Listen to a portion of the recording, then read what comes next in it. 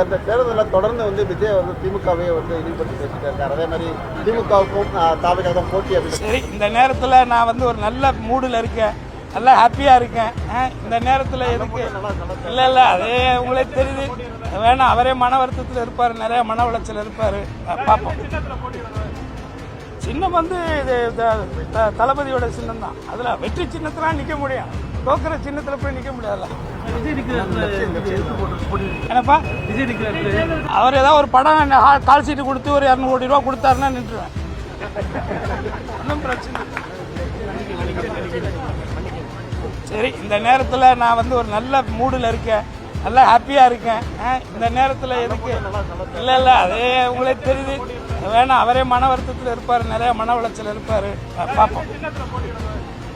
சின்னம் இது தளபதியோட சின்னம் தான். அதில் வெற்றி சின்னத்தில் நிற்க முடியும், தோக்கிற சின்னத்தில் போய் நிற்க முடியாதுல்ல. என்னப்பா, அவர் ஏதாவது ஒரு படம் கால் சீட்டு கொடுத்து ஒரு 200 கோடி ரூபா கொடுத்தாருன்னா நின்றுவேன். ஒன்றும் பிரச்சனை.